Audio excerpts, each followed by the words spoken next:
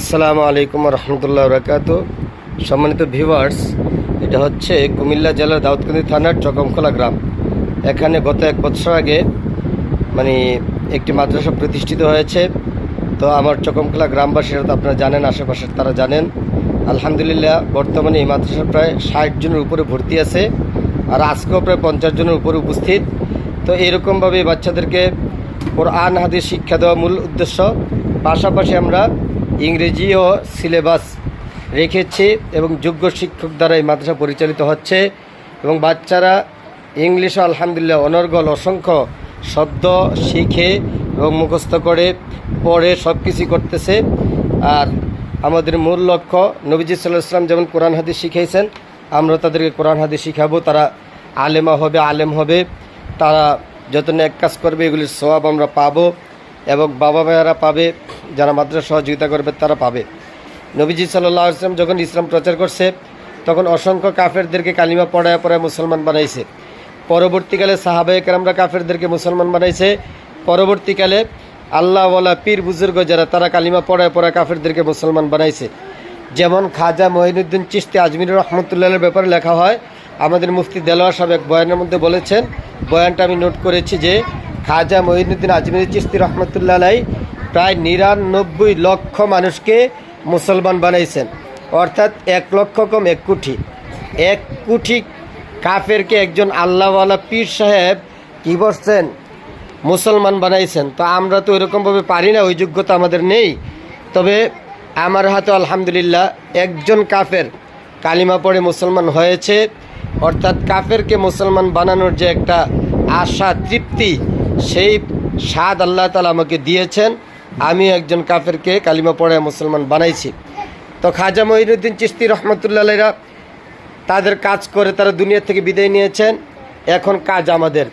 আমরা তাদেরকে কালিমা পড়ায় মুসলমান বানাইতে পারি না ঠিক, কিন্তু মুসলমানদের সন্তানগুলোকে আমরা কালিমা শিখাইতে পারি, মুসলমানদের সন্তানগুলোকে আমরা নামাজ শিখাইতে পারি, আমরা তাদেরকে আত্মায়াত দুরূদ শরীফ শিখাইতে পারি। তবে কখন শিখাইতে পারবো? যখন আপনারা আপনাদের সন্তানগুলোকে মাদ্রাসায় দিবেন, তখনই পারবো। আমরা কারো ঘরে গিয়ে কারো সন্তানকে কালিমা পড়ানো সম্ভব নয়, আর ওই পরিবেশও থাকে না। কিন্তু যখন আপনারা আপনাদের সন্তানদেরকে মাদ্রাসা দিবেন, তখন আমরা তাদেরকে কালিমা শিখাইতে পারবো। আত্তাহিয়াতু দুরূদ শরীফ, দোয়া মাসরা এবং নামাজের দোয়া, আমলের দোয়া সবগুলোকে পরিষ্কারভাবে শুদ্ধ করে শিখাইতে পারবো। এই জন্য আপনাদের কাজ হলো বাচ্চাদেরকে মাদ্রাসায় দেওয়া।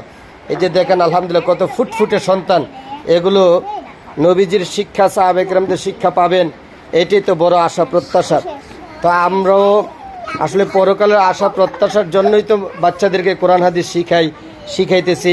সারা বাংলাদেশের মধ্যে কওমি মাদ্রাসা প্রতিষ্ঠিত হয়েছে।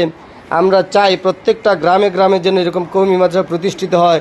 ছোট ছোট বাচ্চারা যেন কোরআন হাদিস শিখে যেন নিজেরাও আমল করতে পারে এবং অন্য মানুষদেরকে যেন জাহান্নাম সম্পর্কে ভীতি প্রদর্শন করতে পারে।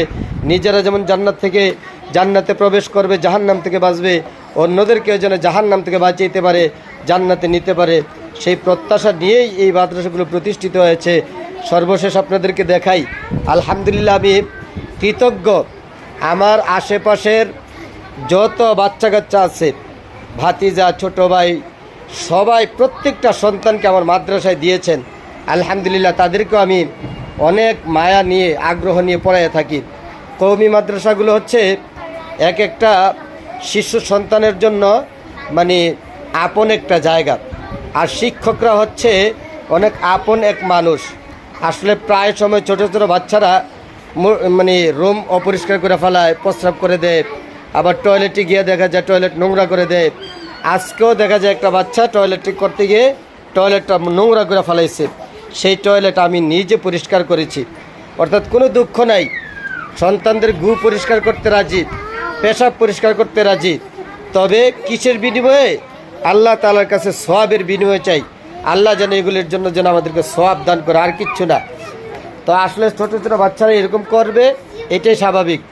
অনেক সময় ছোটো ছোটো বাচ্চারা দেখা যায় ভাত খাইতে পারে না, বাচ্চার আম্মা যেইভাবে তাদেরকে ভাত মাইখা দেয়, মাছের কাটা বাইছা দেয়, তাদের খালামণি অর্থাৎ আমার ওয়াইফ, সেও কিন্তু এই ছোটো ছোটো বাচ্চাদেরকে ওইভাবেই আমরা মাছ ভাত মাইখা দেই, আদর করি, তাদেরকে খোঁজখবর নেই। তো আল্লাহ তাআলা যেন প্রত্যেকটা বাচ্চাকে যেন এইরকমভাবে আলেমা হিসাবে কবুল করে, আর এই মাদ্রাসাকে যেন আল্লাহ তাআলা কিয়ামত পর্যন্ত যেন কবুল করে দোয়া করবেন। আজকে আমি আছি, যে কোনো মুহূর্তে আল্লাহ তাআলা আমাকে নিয়ে যেতে পারেন, কিন্তু এই মাদ্রাসাটাকে যেন আল্লাহ তাআলা নিয়ে না যায়। আমার পরে আমার সন্তান এই মাদ্রাসা পরিচালনা করবে, সন্তানের পরে নাতিয়ে করবে, নাতির পরে পুতিয়ে করবে।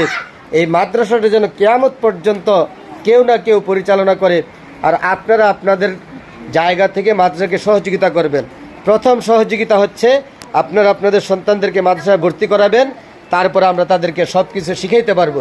দ্বিতীয় নম্বর সহযোগিতা হলো, দেখা যায় অনেক সময় মাদ্রাসার মধ্যে এইটা লাগে সেইটা লাগে, একটা বর্তমানে একটা নর্মাল টিউবওয়েল লাগবে, একটা আর্সেনিক মুক্ত টিউবওয়েল আছে, আবার আরেকটা ছেলেদের জন্য টয়লেট লাগবে, এরকমভাবে একটা টিউবওয়েল লাগবে।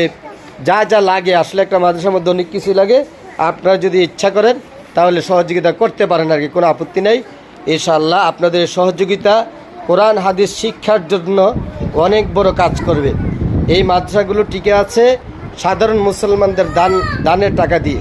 আপনাদের কাছে একটি রিকোয়েস্ট যে আপনারা আপনাদের সন্তানদেরকে দিবেন এবং মাদ্রাসার প্রতি আপনারা সুনজর করবেন।